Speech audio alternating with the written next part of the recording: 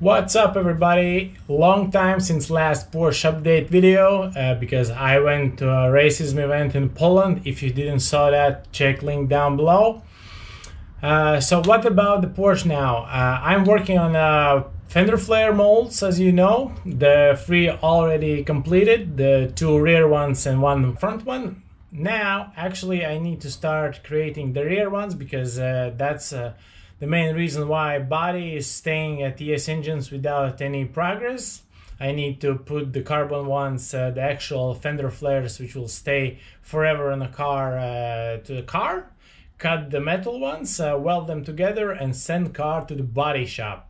So let's jump back a few months ago and I will show you how I started making a first mold.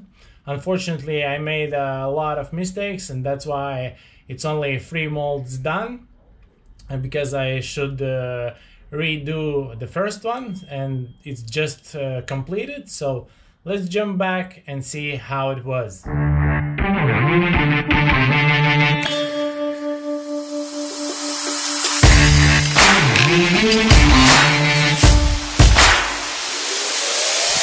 Welcome back folks. So now I started working on the part, on the mold creation. Just applied the gel coat to be sure that everything is covered. I checked all around, there's some spots, but it started to cure. I used approximately 300 grams of gel coat plus the catalyst.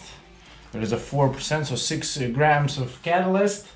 You probably can use from 1.5% to 2%. It, I think, depends on how much you add and how fast it cures.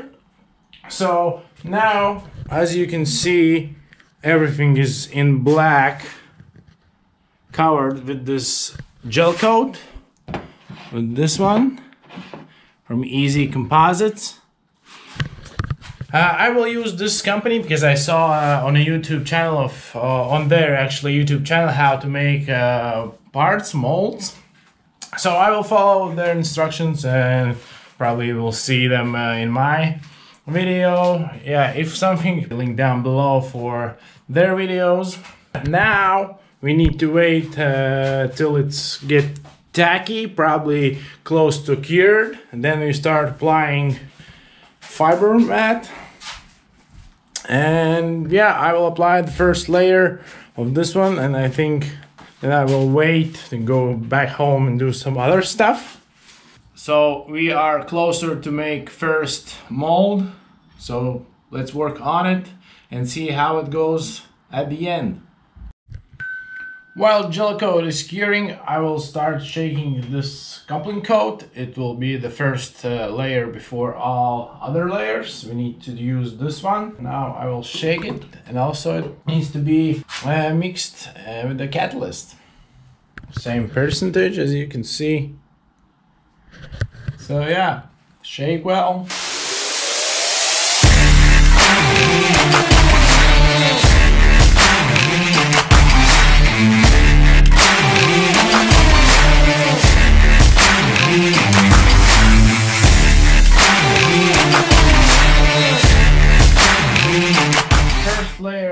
Somehow I put it on. I don't know, maybe my scale's showing me wrong numbers, because in one moment everything started curing really fast, and actually I didn't put even layer of resin on the part.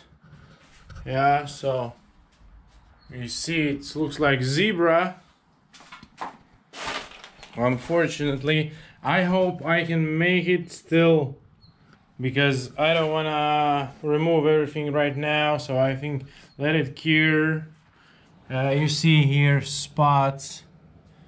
I don't know why there's a kind of bubbles. I tried to make them even, so there I will show you how to fix it. We'll see how this will going forward. I think I will go and mask all with a fiber mat, and we still have gel coat on it, so we can remove, and I hope nothing will gonna happen. For a second try, we'll see. I hope this can still be fixed and we can make a mold from it. Now I see that everything is cured. Unfortunately, we have this spot where there's no resin on it, but I think I can make still this part, this mold. I will start now applying the second reinforcement layers with this tooling resin. And yeah, main areas which I need for a mold is pretty much okay, but could be better. But still, we will work on it, and yeah, we'll see how this will go together.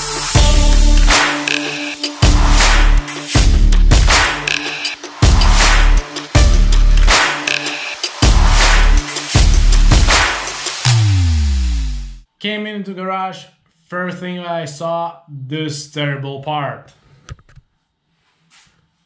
It looks absolutely terrible outside. It's totally cured, really hard actually. So now I will try to remove it from the actual part. We'll see how it looks inside. Maybe it's still not that bad as it looks outside.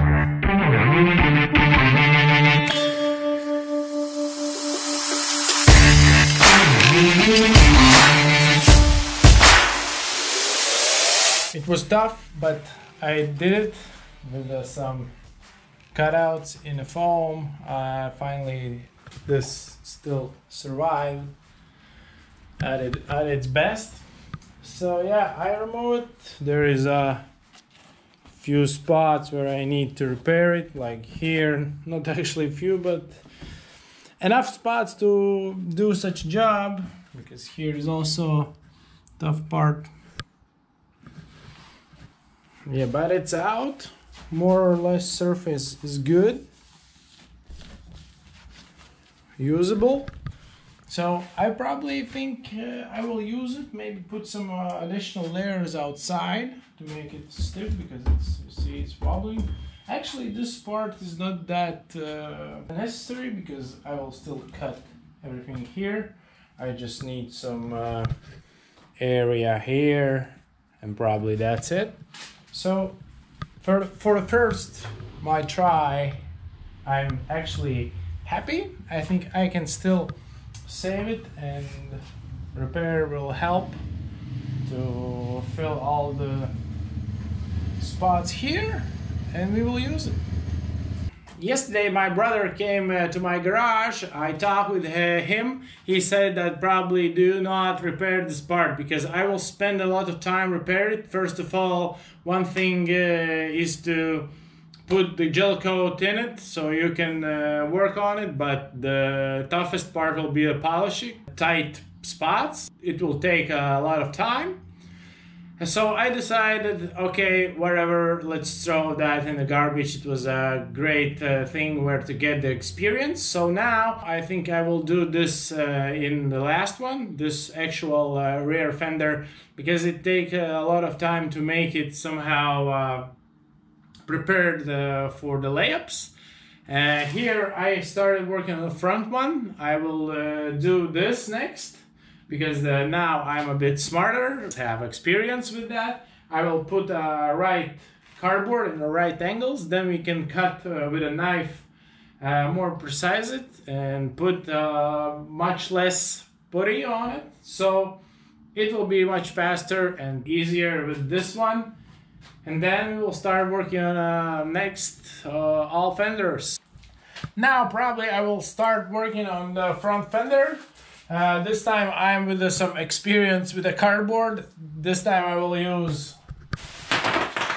bubble wrap. I will use this PVH. It's a plastic cardboard instead of our usual one. As you remember from the last episode, if you didn't see that, link down below. In the previous episode I used typical cardboard. It sticked really hard to a foam, and it was a pain in the ass to remove it. I used this plastic cardboard instead of a typical one to make this part right. Also, I will not gonna raise it that much as the rear one. It will be a much quicker, I think, and of course less foam I need to use.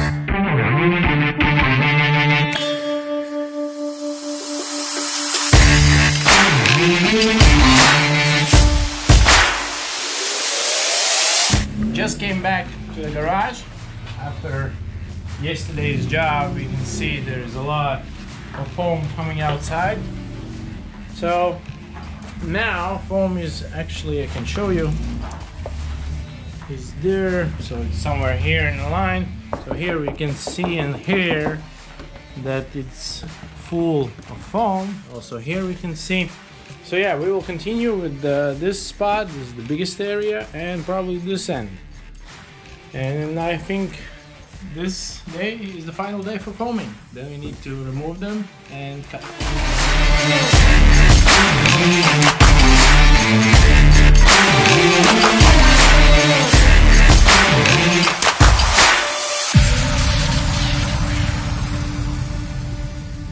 After half an hour approximately, everything looks cured well. So now I will start removing the cardboard, and we will see how everything is foamed up.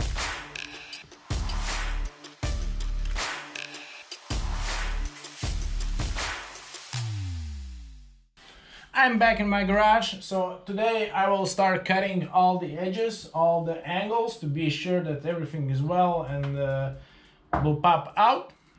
And this is the main thing that I need to do today. So cut. If I will have a time, I will start applying a putty, the green fiberglass one, which I used before.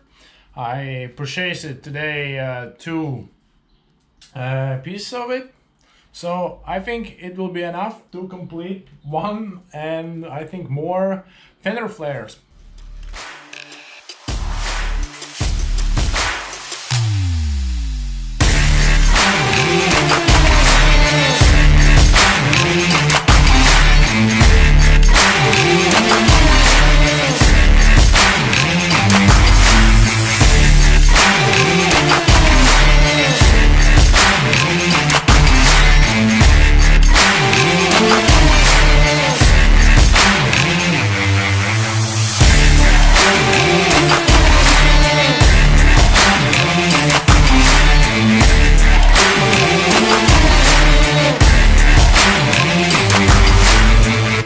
Finally, I completed applying a putty on the foam. So this time it went really quick. It's maybe a 4th day of doing all together, all the things like cutting the plastic cardboard.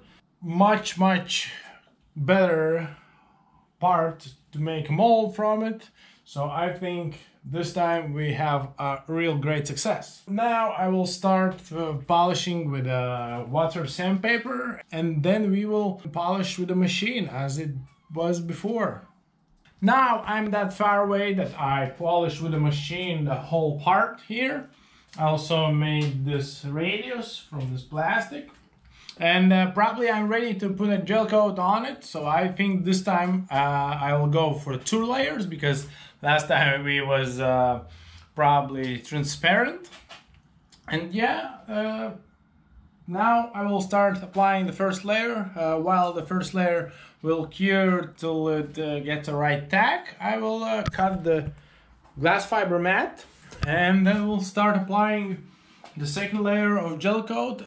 And then we also will wait that it's cured on tacky. So we'll apply the glass mat and cut where I like here somewhere to make it great in a layup, and apply all the resin.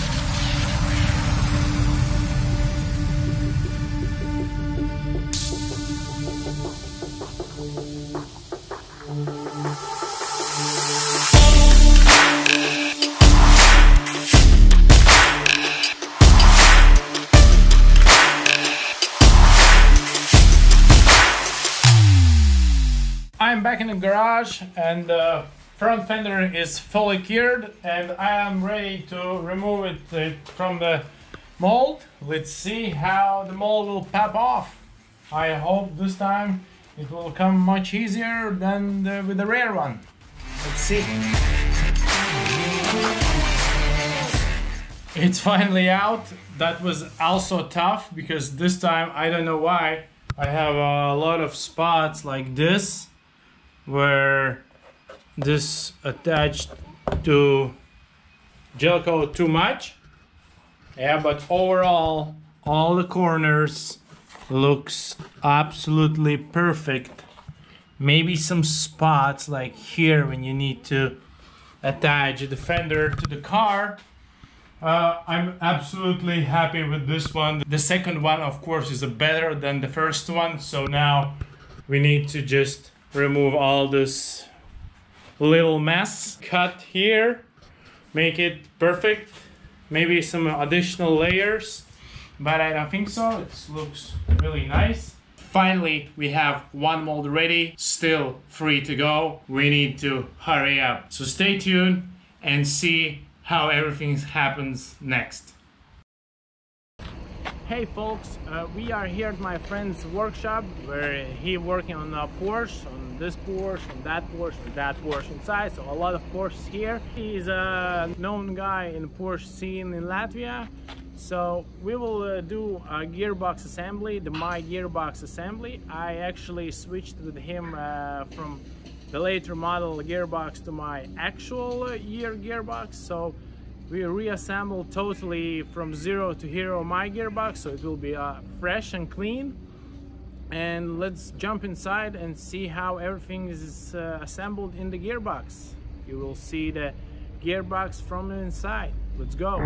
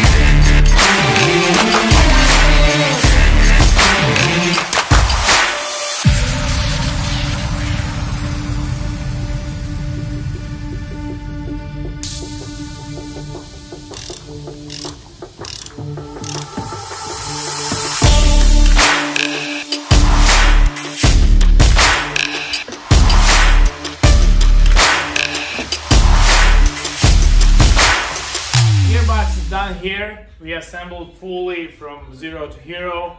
Now we need to just put in the oil. I don't think so we will do it right now because I will flip it while painting, while clear coating. So this go in at the last step when we put the gearbox on the car, actually, I think. And yeah, thanks to Andres, he helped to assemble a whole gearbox, so link down below for his Instagram so you can contact him and service your Porsche.